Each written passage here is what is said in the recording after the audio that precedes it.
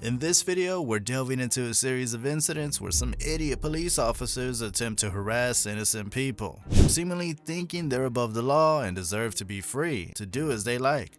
These encounters cast a revealing spotlight on a disturbing facet of law enforcement. Have you ever seen a molehill turn into a mountain due to an officer's actions crossing the line?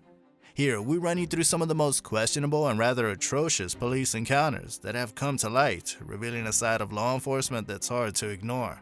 In a strange scenario, Mr. Steve was working inside his vehicle in a serene neighborhood when a 911 call reported his parked vehicle as suspicious. An officer from the Tulsa County Sheriff's Office arrived, prompting Mr. Steve to record the encounter. It quickly became evident that the officer needed a legal refresher. Witness how Mr. Steve, well-versed in his rights, educates the officer. In this interaction, Mr. Steve initially questioned the officer. "Can I help you?" The officer responded that he had received a call about a suspicious vehicle in the area which matched his description. Can I help you? Yeah, we got a call about a suspicious vehicle in the area and it matches this description. What's suspicious?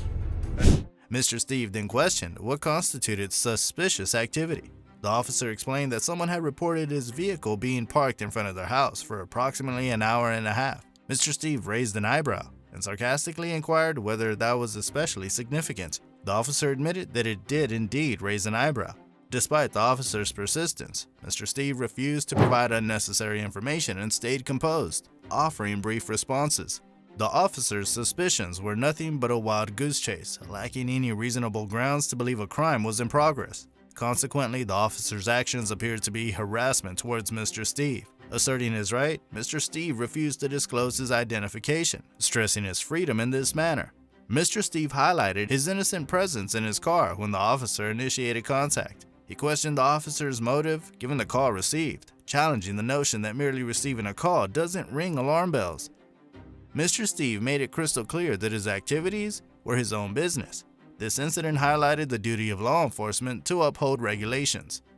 Mr. Steve's actions weren't unlawfully questionable, limiting the officer's right to investigate. The officer eventually withdrew, acknowledging the situation's legality. I don't have to tell you what I'm doing.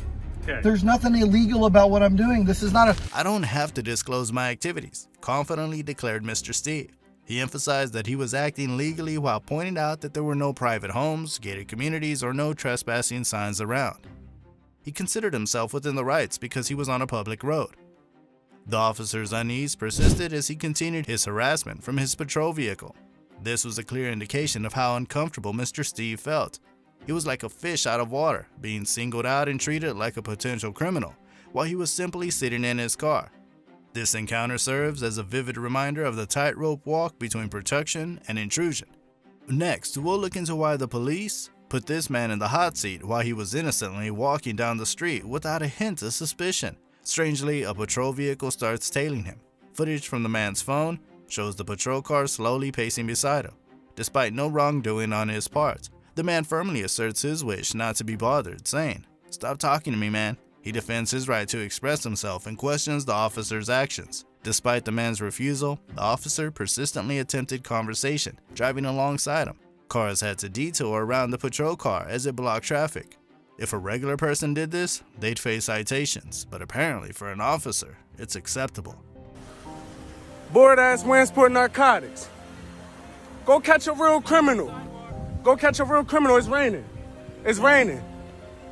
In a heated exchange, the man retorted, "Bored-ass Williamsport narcotics, go catch a real criminal." He expressed annoyance at being told to use the sidewalk despite his age, stating, "I'm a grown man, bro, 28 years old. I don't need you to tell me where to walk." This incident highlights pedestrian laws and the officer's focus on minor infractions to justify interaction. The policeman admitted that his main goal was to break the ice with the man. The man observed, "You appear to be focused on narcotics." Despite his innocent walk, the officer persisted. The man's frustration heightened as he pondered, "Is there a reason you're following me? Why would you hinder my walking?"